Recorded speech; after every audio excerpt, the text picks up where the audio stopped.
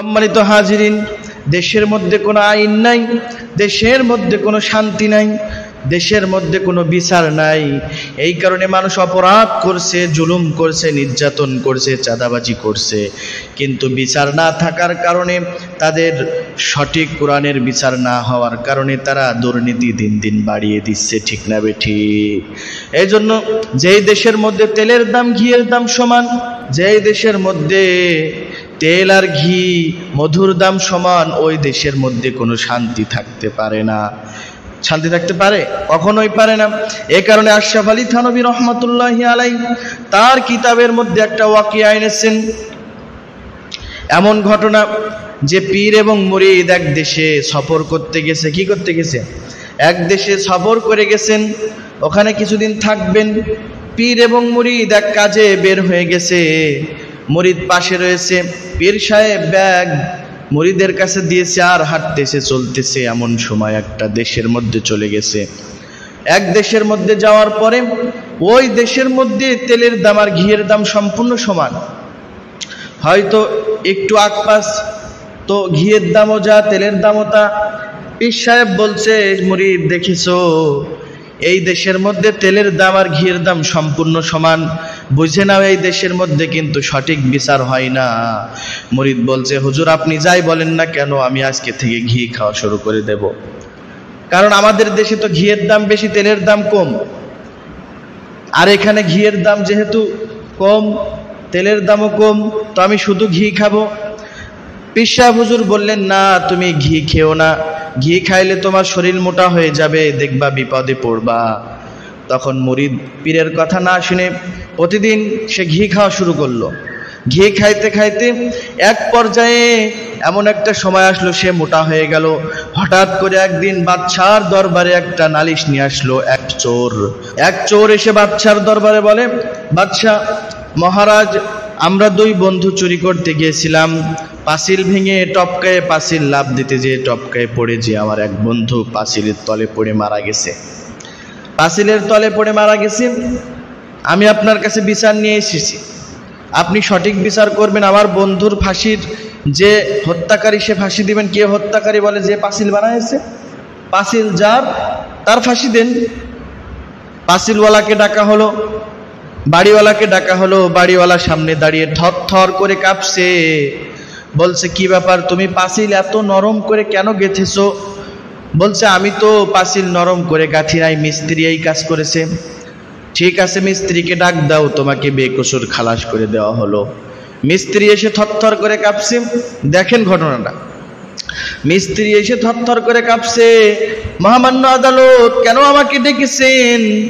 বলে, তুমি কেন এই পাঁচিলটা নরম করে গেঁথেছো? বলে, হুজুর আমার তো কোনো দোষ নাই, আমার জোগাড়ে পানি বেশি দিয়ে মশলা মাখায়েছে, কারণে পাতলা হয়ে গেছে। আমি ইট গেঁথেছি, পাতলা হয়ে গেছে, আমার কোনো দোষ নাই। বাদশা মহারাজ বলে, ঠিক আছে, কত ব্যাকুলের ব্যাকুল দেখেন। সে বলছে, ঠিক আছে, যাও তাহলে, তোমাকে বেকসুর খালাস, তোমার জোগাড়েকে ডাক দাও। জোগাড়ে এসে বলছে, মহামান্য আদালত, বাদশা আমাকে কেন ডাকা হয়েছে? সাধারণ আমি একটা খেটে খাওয়া মানুষ। বলছে, তোমার কারণেই তো এত সমস্যা, তোমাকে এখন ফাঁসি হবে। বলো তুমি কেন এই জোগাড়ে হয়ে তুমি এই পাতলা করে, কিভাবে তুমি পারলে যে এই পাতলা করে তুমি মশলা মাখাইছো, আর তোমার মিস্ত্রি পাতলা মশলা দিয়ে ইট গেঁথেছে, আর সেই ইট খুলে খুলে চোরের মাথায় পড়েছে, চোর মারা গেছে।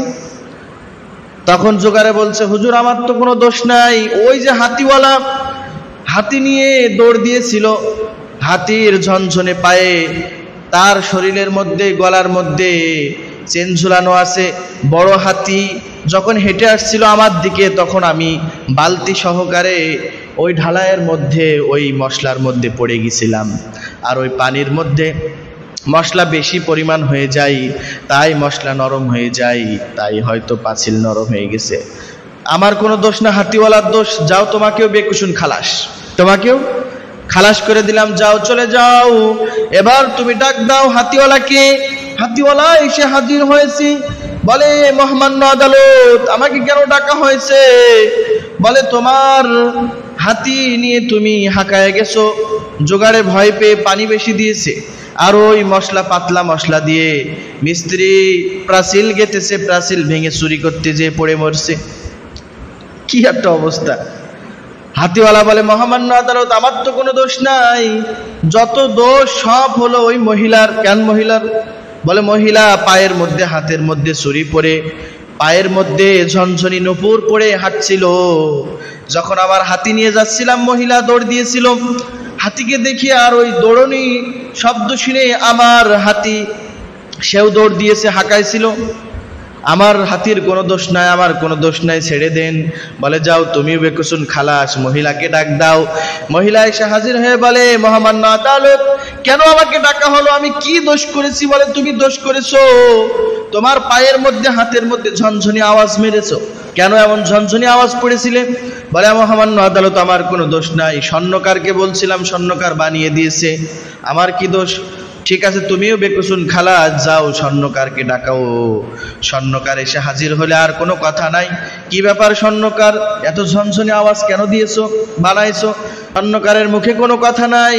যাও স্বর্ণকারকে ফাঁসি দাও, জল্লাদ চলে যাও। এখন ফাঁসির রশির সাথে স্বর্ণকারের গলা মেলে না, ফাঁসি দড়ি করেছে লম্বা মোটা, আর স্বর্ণকারের গলা চিকুন। জল্লাদ এসে বলে হুজুর স্বর্ণকারের গলা তো চিকুন, মোটা গলা লাগবে। বলে ঠিক আছে ওকেও খালাস করে দাও। মোটা গলা আছে দেশের মধ্যে কে দেখো তালাশ করে। এখন মোটা গলা লোক খুঁজতে খুঁজতে ওই যে আশরাফ আলী থানবীর মুরিদকে পাইছে, ওই হুজুরের মুরিদকে পাইছে, ওই খাদেম মুরিদকে পেয়েছে। তাকে তার গলা মোটা, ঘি খেয়ে খেয়ে মোটা হয়ে গেছে। হুজুরের কথা শুনিনি? এবার ওই গলা মোটা তাকে ধরে এনেছে। কেন আমাকে ধরে নিয়ে যাওয়া হচ্ছে? বলে তোর গলা মোটা। তোর গলা মোটা কেন? আমাদের দেশেও কিন্তু কোনো দোষ করা লাগে না। বলে তোরা তো জনপ্রিয় কেন, তুই এমন কেন, তুই ভালো কথা বলিস কেন, তোর সবাই সাপোর্ট করে কেন? আল্লামা সাঈদীকে এত জনপ্রিয়, এই কারণে তাকে বললো যে তুমি এত জনপ্রিয়তা কেন? আজহারীকে দেশ থেকে তাড়াইলো, তুমি এত জনপ্রিয়তা কেন? তাই তাড়াইলো। কোনো দোষ না, শুধু এই দোষ। তো গলা মোটা কেন, যা তোকে ফাঁসি দেওয়া হবে। ফাঁসির কাজটি যখন তুলেছে তখন বলছে কিরে তোর কোনো শখ আহ্লাদ আছে নাকি? কারণ শখ আহ্লাদ তো থাকতেই পারে, ফাঁসি দেওয়ার আগে তো বলে, ক্রস ফায়ার দেওয়ার আগে বলে শখ আহ্লাদ আছে নাই তোর? মৃত্যু দেওয়ার আগে বলে শখ আহ্লাদ আছে? তখন বলছে আমার কোনো খাবার টাওয়ার শখ নেই, ঘি আর খাবো না, ঘি খেয়েই মাথা মোটা হয়ে গেছে আমার, আমি আমার হুজুরের সাথে একটু দেখা করবো। তো সেই হুজুরকে ডেকে আনা হলো। হুজুর এসে বলে কিরে মরিদ, তোকে না বলছিলাম ঘি খাস না, ঘি খেয়ে গলা তো মোটা করে ফেললি। বলে হুজুর ভুল করেছি, আপনার কথা শুনিনি, এখন যাই হোক আপনি আমাকে এখান থেকে ছাড়াই নিয়ে যান। তখন কাছে কানে কানে বলছে আমি দেখছি, তুই শুধু বলবি তুই ফাঁসিতে ঝুলবি, আমি শুধু বলবো আমি ফাঁসিতে ঝুলবো, দুইজন ফাঁসিতে ঝোলার জন্য পিড়াপিড়ি করব, তারপরে বাকিটা আমি দেখবানে। যখন মুরিদকে গলার মধ্যে রশি টাঙানো হয়েছে তখন বলছে না আমাকে দেন ফাঁসি, আমাকে দ্রুত দেন। আরে দেখি রে, হুজুর বলছে আমাকে দেন, ছাত্র বলছে আমাকে দেন, মুরিদ বলছে আমাকে দেন, পীর সাহেব বলছে আমাকে দেন, দুইজন গন্ডগোল বাঁধিয়ে দিয়েছে, একটা হায়রা পাকাই দিয়েছে।